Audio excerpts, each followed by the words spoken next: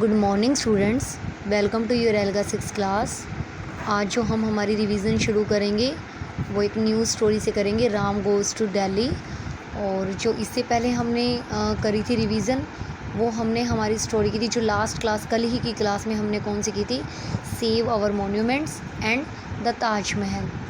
तो आज भी जो हम अपनी स्टोरी शुरू करेंगे वो भी क्या हो गया, एक विज़िट से ही रिलेटेड है। ठीक है, तो हमारा जो स्टोरी का टाइटल है वो है राम गोज़ टू दिल्ली।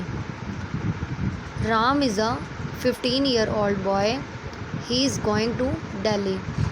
राम एक 15 साल का लड़का है और वह दिल्ली जा रहा है। He is planning his first trip, वह अपनी फ़र्स्ट ट्रिप के बारे में प्लानिंग कर रहा है, मतलब योजना बना रहा है। Ram is going for 3 days and will stay at his नानी हाउस। राम वहाँ पर 3 दिन के लिए जा रहा है और अपनी नानी जी के घर पे रुकेगा। He books his aeroplane ticket to Delhi, उसने अपनी दिल्ली की टिकट, एरोप्लेन की टिकट बुक की है। He also books a return ticket to came back home, और उसने अपनी वापसी की भी टिकट बुक कर ली है। Ram PACS his suitcase, Ram अपना सूटकेस पैक करता है। He packs his clothes, toothbrush and toothpaste and an extra pair of shoes. उसने अपने क्लॉथ्स, अपना ब्रश, अपने टूथपेस्ट और एक एक्स्ट्रा पेयर शूज़ का पैक किया है। He also takes his ticket, उसने अपनी टिकट भी ले ली है। He packs a book so that he is not bored on the plane. उसने बुक भी पैक की है ताकि वो प्लेन में बोर नहीं होगा। Then it is time for Ram to go to the airport. अब राम के एयरपोर्ट जाने का टाइम हो गया। He goes through the security check, gets his bags checked and finally enters the plane. जो उसकी सिक्योरिटी चेकिंग होती है उसमें क्या होता है, उसका बैग चेकिंग होता है और फाइनली वो प्लेन में बैठ जाता है। Then he sits back and relaxes. तब वो पीछे की तरफ बैठ जाता है और आराम फील करता है, मतलब रिलैक्स फील करता है। Ram is all ready for his holiday to Delhi, Ram पूरी तरह से तैयार है अपनी दिल्ली में हॉलीडे स्पेंड करने के लिए। देर हिज नानी मीट्स हिम, वहाँ उसे उसकी नानी मिलेगी। She says, Ram this holiday will turn out well for you because you plan your trip and did your packing. अब उसकी नानी जी कहती हैं कि राम, जो तुम्हारी ये हॉलीडे है वो तुम्हारे लिए अच्छी होंगी क्योंकि तुमने अपनी ट्रिप को प्लान किया है और तुमने पैकिंग भी की अपनी अच्छे से। So remember, every time you are going on a trip you should do 3 things.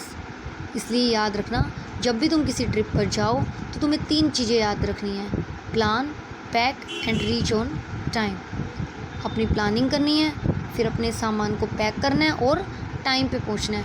तो इस कहानी से हमें क्या शिक्षा मिलती है, मतलब इस स्टोरी से हमें क्या सीखने को मिलता है। इस स्टोरी से हमें ये सीखने को मिलता है कि हम अगर कहीं भी जाते हैं तो हमें सबसे पहले फ़र्स्ट ऑफ ऑल उसके लिए क्या करनी चाहिए, प्लानिंग करनी चाहिए, उसके बाद पैकिंग करनी चाहिए और जो हमारी टिकट्स होती हैं वो भी हमारे खुद के पास पहले से ही रख लेनी चाहिए किसी सेफ़ जगह पे। ठीक है, तो इसके वोकैबुलरी वर्ड्स हैं। फर्स्ट है आपका aeroplane, a vehicle that can fly, एक ऐसा व्हीकल जो फ्लाई करता है। Suitcase, a box to pack clothes in, एक ऐसा बॉक्स जिसमें कपड़े पैक किए जा सकें। बोर्ड, नॉट एक्साइटेड, बोर हो जाना, आप मोस्टली ये वर्ड अपनी लाइफ में यूज़ करते होगे कि मैं बोर हो गया हूँ या मैं बोर हो गई हूँ, मतलब नॉट एक्साइटेड मतलब जिसमें कोई उमंग ही ना हो किसी चीज़ को लेके। Security, being free from harm और डेंजर, खतरे से दूर रहना, मतलब जो सिक्योरिटी गार्ड होगा वो हमें सिक्योर रखेगा ना। Remember, the thinking of something you already know. 1 second, thinking of something you already know का मतलब जिसके बारे जो तुम ऑलरेडी पहले से ही जानते हो उसको याद करना, रिमेंबर। ठीक है, तो अब हम इसके क्वेश्चन आंसर करते हैं।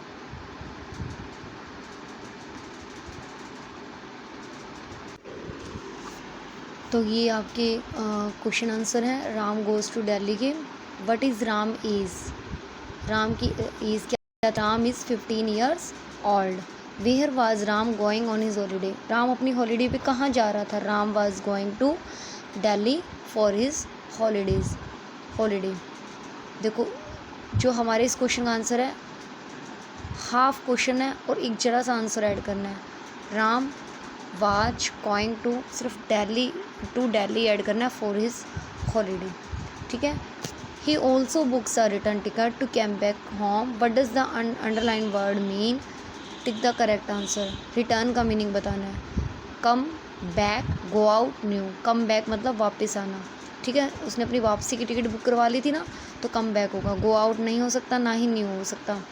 Have you gone on a holiday before, what did you do prepare for it, क्या तुम कभी पहले हॉलीडे पे गए हो, तो आपने क्या तैयारी की है। देखो जो ये आंसर है ना, आप अपना खुद से भी बना के आंसर लिख सकते हो, ठीक है। Yes I have gone on a holiday to Shimla, तो आप शिमला की जगह कुछ भी कर सकते हो जहाँ पे भी आप गए हो। Yes I have gone on a holiday to Shimla, हाँ मैं इससे पहले शिमला गया हूँ। टू प्रिपेयर फॉर इट, तैयारी के लिए। आई पैक्ड माई बैग, मैंने अपना बैग पैक किया। With clothes and kept my ticket safely, अपने क्लॉथ्स मैंने पैक किए और अपनी टिकट को सेफली सुरक्षित रख दिया। Who was Ram staying with in Delhi, Ram के साथ दिल्ली में कौन रुका हुआ था। Ram was staying with his grand mother in Delhi, Ram अपनी नानी जी के साथ रुका हुआ था दिल्ली में, ठीक है। तो आपकी वर्कशीट यहीं कंप्लीट होती है और एक स्टोरी और हम करेंगे इसके साथ ही, तो चलिए वो स्टोरी भी कर लेते हैं। तो नेक्स्ट जो आपकी स्टोरी है वो है रीमा लव्स मॉन्यूमेंट्स। तो ये आपकी छोटी सी स्टोरी है। तो आपने इस स्टोरी में से भी क्या करना है, अगर आपको कोई न्यू वर्ड्स मिलते हैं तो वो आपने फाइंड आउट करके उनका मीनिंग लिखना है, ठीक है। तो चलिए हम इस स्टोरी को शुरुआत करते हैं। रीमा लव्स मॉन्यूमेंट्स, और मॉन्यूमेंट्स जो कि मैंने पहले भी आपको बताया था, मॉन्यूमेंट्स क्या होते हैं, स्मारक होते हैं, मतलब जो हमारी हिस्ट्री से रिलेटेड होते हैं, जिनको विज़िट किया जा सकता है, ठीक है। Reema loves to visit monuments, Reema को मॉन्यूमेंट्स को विज़िट करना अच्छा लगता है। They add to our heritage, अब हेरिटेज का मीनिंग क्या होता है, हेरिटेज, ये देखो हेरिटेज का मीनिंग होता है हिस्ट्री एंड कल्चर, मतलब जिससे हमारा इतिहास पता लगाया जा सके, हमारा कल्चर मतलब हमारा ट्रेडिशन पता लगाया जा सके, ठीक है। They add to our heritage, जो हमारे कल्चर और हिस्ट्री में ऐड किए गए हैं। शी थिंक्स, वैसा सोचती है। लुकिंग एट दैम इन ऑ, ऑ मतलब हैरानी से देखना, मतलब हैरानी से रिस्पेक्टफुली, ठीक है। शी ब्लिंक्स मतलब अपनी आइज़ को ब्लिंक्स करती है। The Taj Mahal is the best says Reema, Taj Mahal सबसे अच्छा है, रीमा कहती है। She loves visiting them with her best friend टाइमा, ठीक है। टीमा, उसे अपनी बेस्ट फ्रेंड टीमा के साथ विज़िट करना बहुत पसंद है। The golden temple is very beautiful, golden temple भी बहुत ब्यूटीफुल है। The life around the temple so colourful, जो मंदिर के चारों ओर का है वो बहुत रंग बिरंगा प्यारा है।